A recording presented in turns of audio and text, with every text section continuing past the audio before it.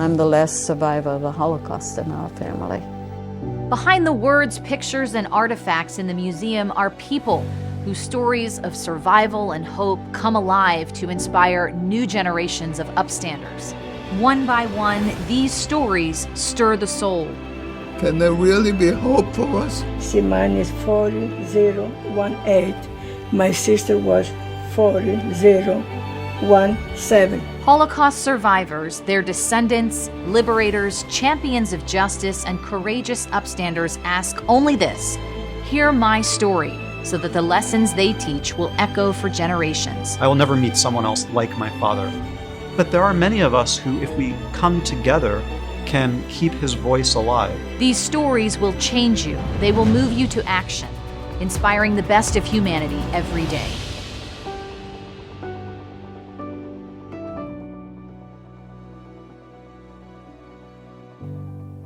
Hello? Hello? Hello? Hi.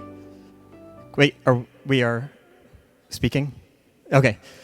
Thank you so much for having me in your wonderful city. Okay, And we're on. Is it on? It's on. Yes. You can hear. Okay. Thank you so much for having me Neither here. of us have ever done this before. Yeah, I've But seen here we microphones, are. but I've never touched one. So Jesse, it is Yes. so much fun to have you here. I'm so glad to be here. Really.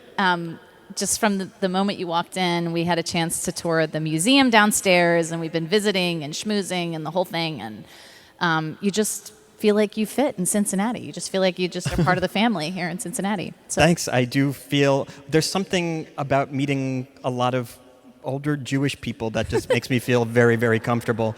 that's your demo? Is that? Yeah. That is, yeah, I think that's just the demographic that I feel most at ease. And it sounds like also the Midwestern thing is like something that really appeals to you. You have spent some time, significant time, in Bloomington. Yeah, exactly. So my wife and I have lived on and off in Bloomington, Indiana for the last 15 years.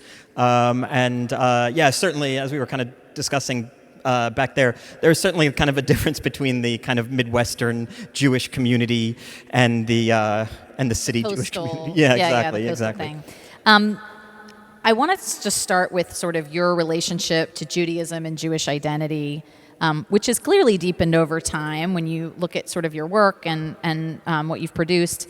Many of your films, some of you who are real Jesse Eisenberg loyalists know about Holy Rollers. Right. And Now a Real Pain, grapple with this Jewish history, tradition, trauma in pretty complex and very human ways. Mm-hmm. How have your own questions about Jewish identity and memory evolved through your work? It's so strange because I'm born Jewish. My parents are both Jewish, and we're more observant than certainly me and my sisters and my generation were.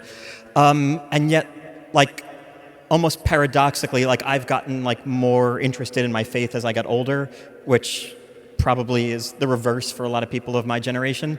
And for me, I started exploring it through my work, through the arts.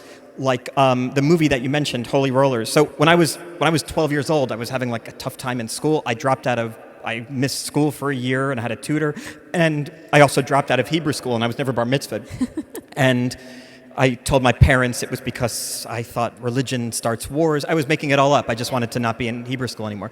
And so I was never bar mitzvahed. And then about 15 years later, I was doing this movie that you just mentioned, this movie called Holy Rollers. I was playing a Hasidic Jewish drug dealer, which apparently there are those people. And I had started to go to the schools for the Hasidic kids, and I told them I'm doing this thing, and some of them said, it's okay, you can come on in and we'll teach you. And so I actually was bar mitzvahed at 25 years old. Oh my gosh. Like by the most religious people on the planet, which were the Hasids in Brooklyn on Eastern Parkway. And so like all through, like strangely, like through my work, and especially and including A Real Pain, this movie, my recent movie, have kind of brought me closer to my faith and to my history and my ancestry than anything I learned about when I was a kid. Yeah, it's really special to watch that. And you can see it, I think, in A Real Pain, how the depth of your grasp on this experience and the identity and the tradition. It's a fabulous film. It's such a personal, tender, funny. I mean, it's, to be able to navigate this topic in a way that's so deeply human and elicits all these emotions, so powerful. I think it also, clearly it holds very powerful meaning for people who have connections to the history, right, who are survivors or children, 3Gs, but also has clearly resonated well beyond the Jewish audience or a Holocaust, survivor or children or grandchildren audience. I'm curious, what was it in your own life that sort of unlocked this story for you? Like, how did you come to wanting to tell this story? So when I was a kid, I had a great aunt. She was 85 at the time, and my dad used to tell me all the time, be nice to her, she's 85, or could you call her, she's 85. And she ended up living to 106. This was your Aunt Doris, My right? Aunt Doris, yeah. And she ended up living 21 years, she ended up living to 106. And so I was kind of guilted into this relationship when I was 16 years old by my dad, who I think was probably guilty for not having a relationship with this woman. And she was really tough. And I was starting to act at the time when I was 17, 18 years old, and I needed some kind of direction and discipline, and I was not finding it in the arts, which is not a place you go for discipline. And so I started going to my aunt's house every Thursday for 3 hours and helping her out, and then I moved into her house, in her tiny, weird house, and she just became like my mentor. And I told her, if I ever get a job in Europe, I will go visit the house you grew up in Poland, which is, if you saw the movie, at the end of the movie, the characters go visit this little house, and that was my aunt's house. Amazing. So I told Doris, if I ever get a job in Europe, I will go to see this house you're from. And I got a job working on a movie that was filming in Bosnia, and I was an idiot without a map at the time, so I thought, okay, let me just pop over to Poland. I'm sure it's next door. Bosnia. And it's not. But anyway, I went there with my then girlfriend, now wife, and we traveled. This was before MapQuest or Google Maps, certainly, and it was, to get to this little house was a kind of arduous task, and to find this village and everything. So we got to this house in Poland, this house that I was telling my aunt, that I will take a picture for her, this thing that I was trying to do as a gesture for her. And I was standing outside this house, and I just had a flood of thoughts, which were that I think I'm supposed to be feeling something, but I don't. What am I supposed to be feeling? And I was just staring up at this house for a while, and I was loitering, essentially. I was loitering because I wasn't feeling anything. I thought maybe I would rub the dirt on my face or cry, I don't know what, or, and so I started thinking about how we connect to our past. And that was a long time ago. And, I've since then written movies and plays, and I always wanted to write something about how we try to connect with our past in ways that are not predictable. I think, if you had asked me before that trip, what would I feel going to this house, I think I probably would have said, and I think a lot of people probably would say something along the lines of cathartic. Yeah, right. Or some emotional healing or some connection. Exactly. That Feel full circle. I've come back to this place that we were kicked out of, and I just didn't have that feeling. And so when I started writing A Real Pain, I wanted to try to present kind of two guys who were dealing with a fraught relationship and their own history, while also trying to connect to their family's history, and both are not working out in the way they expected. They're not able to reconcile with each other in the predictable way they thought a trip might do. And they're not able to reconcile with their history. And, to me, that's my perhaps nihilistic, tragic perspective on the ways we try to connect to history and the way that can often be less successful than we hope. I think that tension really comes through. I mean, thinking about that scene outside your great aunt's house. And just the grandness of it in so many ways. And then you have the neighbors who are they're going to trip over that stone. You can't leave a stone there. What are you doing? Right. And sort of the grand moment that's supposed to be this big thing that you've conjured up, that's going to be so significant for you is interrupted by the mundane nature of real world life and real world. And so it was just I thought it was so beautifully encapsulated. I want to ask about the themes of sort of intergenerational trauma that the film explores, as a 3G, as we call, your type right. here. The member of the third generation out from the history, you've said in interviews that you're telling the story from this the safety of distance. Right. Which I think a lot of our 3Gs can relate to that feeling. Certainly folks in our Speakers Bureau and people who continue to tell the stories of their families.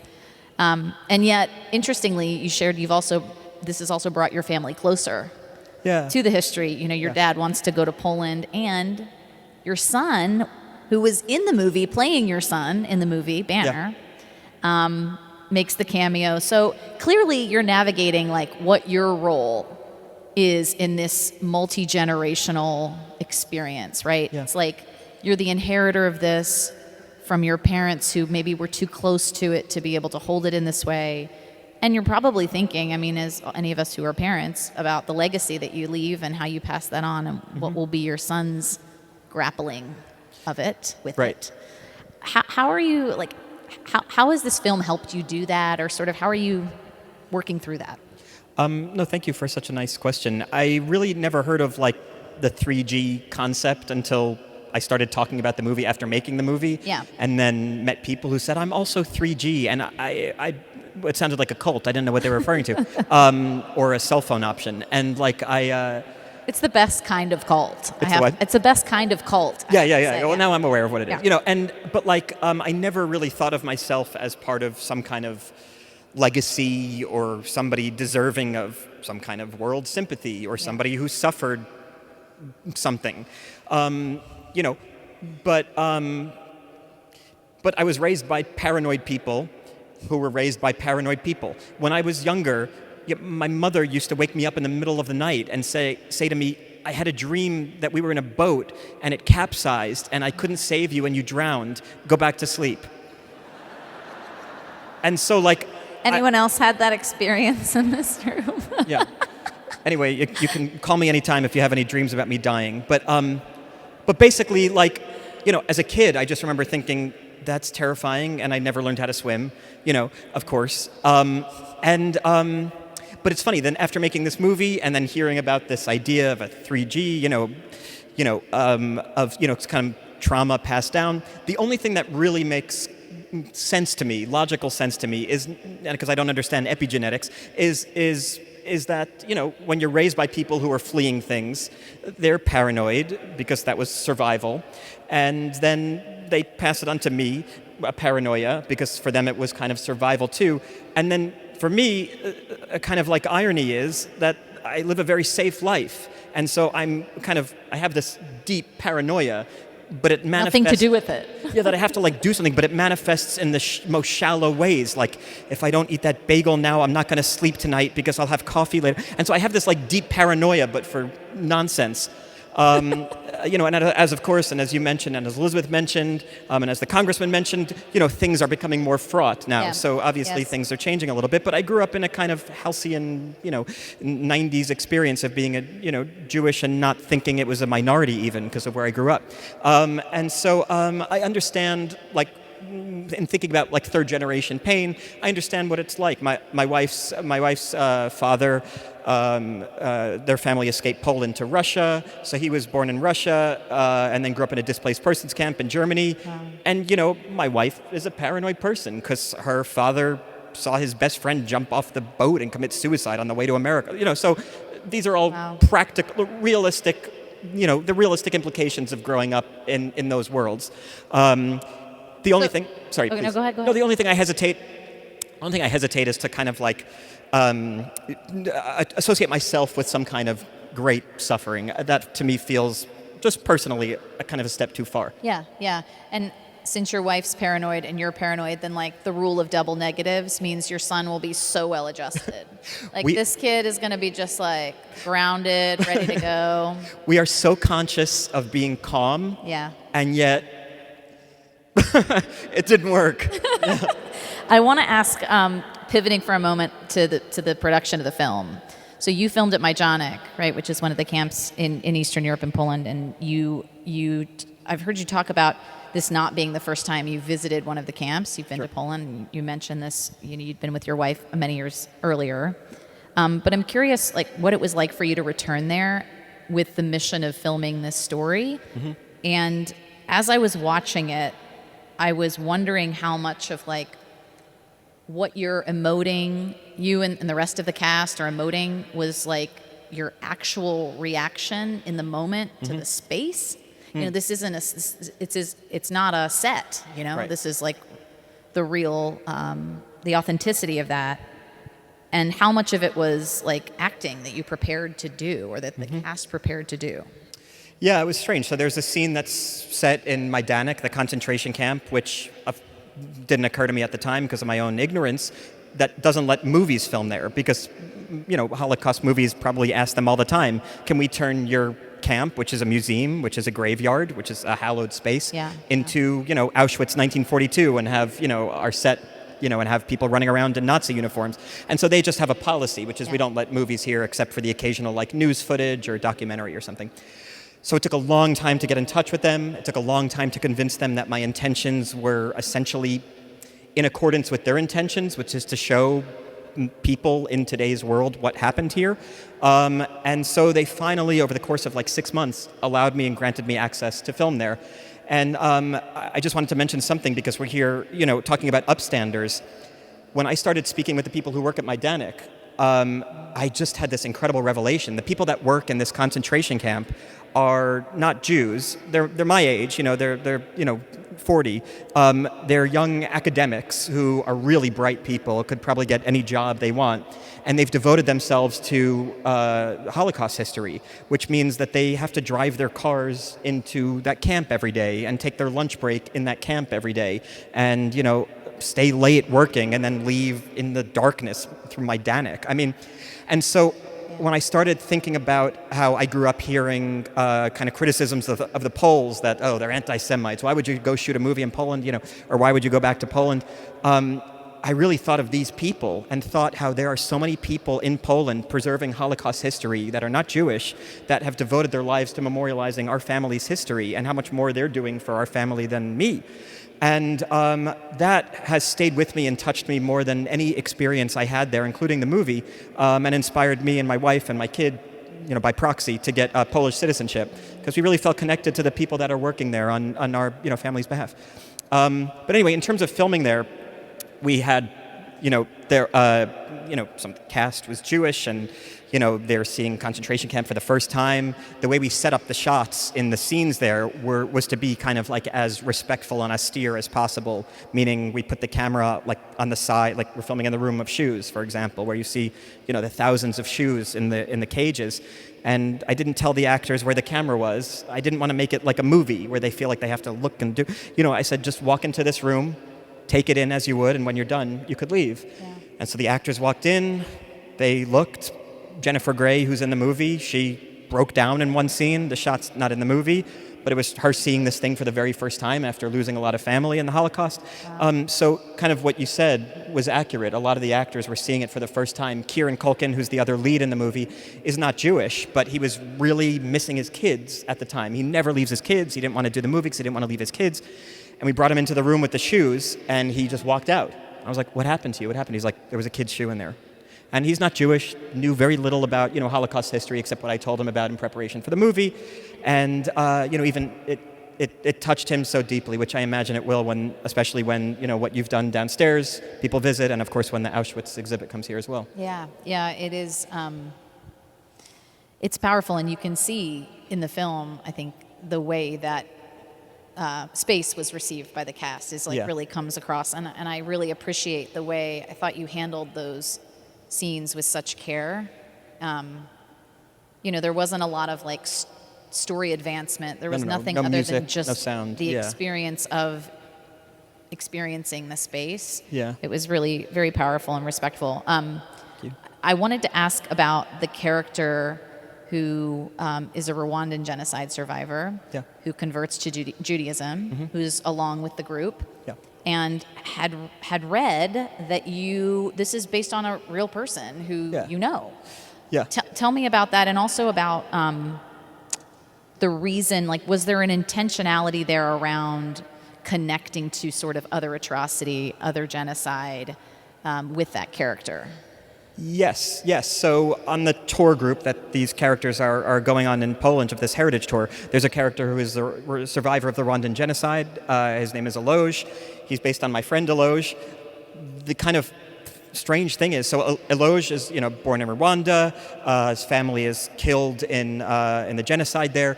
He goes to Winnipeg as a refugee, and he finds that the only people he can connect to are the older Jewish Holocaust survivors in Winnipeg. They're the only people that can understand the depth of this guy's pain. And so he converts to Judaism. He is the most religious Jew I know.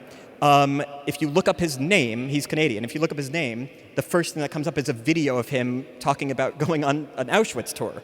And so here's this Rwandan guy who is so devoted to Holocaust history because it's the only way he can connect to his history. Wow. And so when I was thinking about characters that can go on this tour, the truth is most of the characters, there's the couple from Shaker Heights, and the truth is that would be the main demographic on this tour. And as a writer, I was trying to think about just having a bit of a more diverse group on. And I thought, God, it'd be so interesting to have a character of Eloge. So you kind of indicated it. It would allow me to connect, Jewish history and Jewish genocide, the Holocaust, with, another terrible genocide, of course. And it would allow me, without making any kind of political statement or saying it explicitly, to just connect those two things. I also do work in New York. It's like this show. We do this performance of a trial at the Nuremberg trials, and we perform it with Rwandan survivors and Jewish young and Jewish actors. And so I feel a real, I'm somebody, when I think about the Holocaust, I think, how could people do this to each other? Yeah. Obviously, the Holocaust is exclusive to Jews, but what it makes me think of is a greater feeling of being connected to suffering around the world. And that makes me feel, in some ways, a little better, because it makes me feel like, God, what does it make me feel like? Just connected to the world in a bigger way. And having a character like Eloge in the movie, without saying it explicitly or making some kind of grand political statement or some polemic, it just allows me to connect those two things in a way that's, I think, helpful for audiences to connect to as well. Yeah. It's a beautiful character and a beautiful exploration of that. Okay, so moving to the present day, tonight is Upstander Awards. Tomorrow is Upstander night at Great American Ballpark with the Reds playing the Yankees. I don't even think I needed to mention that they're playing the Yankees. The important part is that the Reds are playing at Great American Ballpark. Right. And you clearly care about this mission of building a community of upstanders. You have committed so much of your professional time to the work of memory, moral responsibility, not turning away.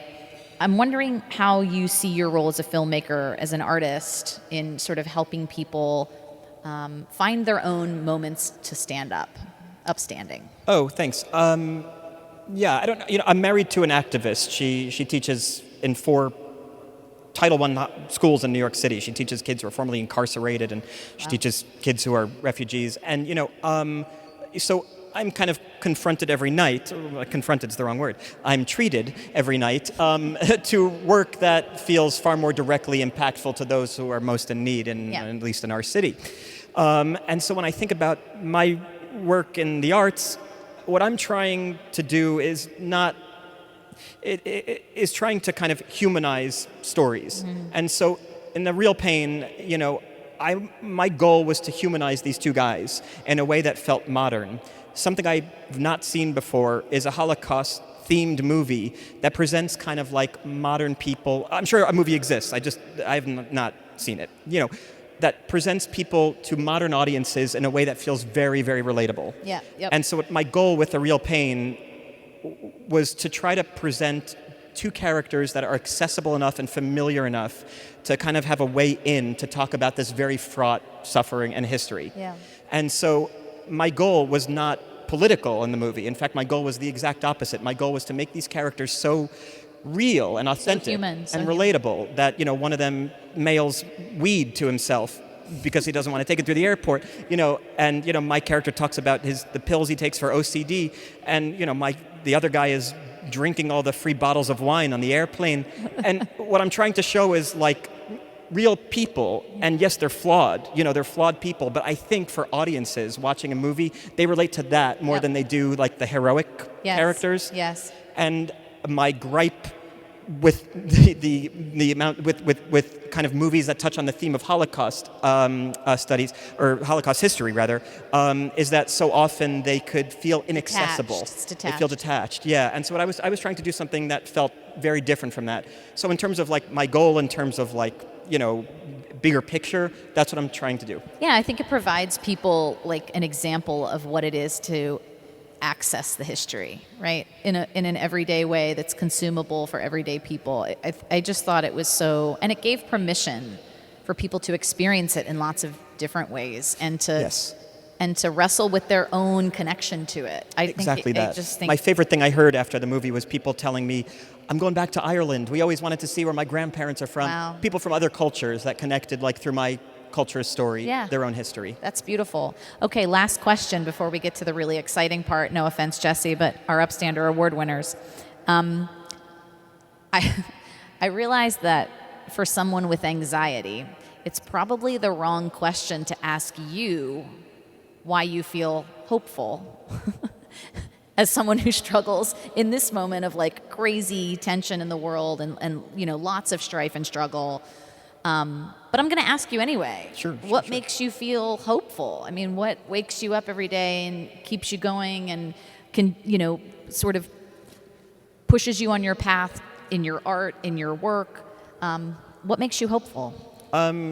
Quite a big question, especially for a nihilist. No, you know, I don't know. I grew up in the 90s, and there was a feeling of real kind of like cynicism that seemed to be like, and that was like the popular thing at the time, that kind of feeling of like, stick it to the man is the most important thing in this vague way without doing anything good. And I see my wife's students. My wife has students who like cross the Darien Gap as kids and are like now trying to make it in shelters in New York. And like, they're so much more optimistic than I grew up feeling. And I look at my kid who's 8, who is like surrounded by more like optimistic, interesting, accepting kids, you know, and like that's hopeful. And I'm like constantly surprised because I'm a cynic, you know, because for whatever set of reasons. And like I look at that and I go, oh my God, my wife was, you know, she took her kids to see this play last week, Real Women Have Curves, and they were like, this is the best day of my life. And I've never said that in my life. This is the best. I can even imagine, you know, I don't even know how I'd feel so embarrassed. And like, you know, these kids who are like, you know, been through the worst situations you could be, you know, in at, you know, 12 years old. And so that's hopeful. It seems like the tenor of like maybe younger people, at least the younger people that I'm referring to, has kind of changed and moved away from cynicism and eye rolling. Yeah. It seems to like, oh, how can we help people and how can we enjoy things? Yeah, I think that is the gift that the next generation has and has to give to the world. And certainly your son will be part of that and has a great role, maybe anxious, but role model. Yeah, amazing exactly. Role model. I will never helping tell him about navigate. my swimming nightmares. Yeah, don't tell him about that. Please join me in thanking the amazing Jesse Eisenberg. Thank you so much. Thank you so much for having me. Thanks a lot. Yeah, thank you so much. Jackie. Thank you so much. Thanks, Jackie, for your work. To make sure you don't miss an episode, subscribe to our channel on YouTube. Let us know your thoughts on this episode. Our email is in the show notes. You can also connect with us on Instagram and TikTok at Holocaust and Humanity, and X and Facebook at CincyHHC. Hear My Story is a production of the Nancy and David Wolf Holocaust and Humanity Center. The center's mission is to ensure that the lessons of the Holocaust inspire action today. This series is part of the Cynthia and Harold Gutman Family Center for Storytelling and is generously supported by Margaret and Michael Valentine. Visit us in person at Historic Union Terminal in Cincinnati, Ohio, or online at holocaustandhumanity.org. Managing producer is Ann Thompson. Consulting producer is Joyce Kamen. Technical producer is Robert Mills. Technical director is Josh Emerson. Select music is by Kik Lee. This is recorded at the Nancy and David Wolf Holocaust and Humanity Center in Cincinnati, Ohio.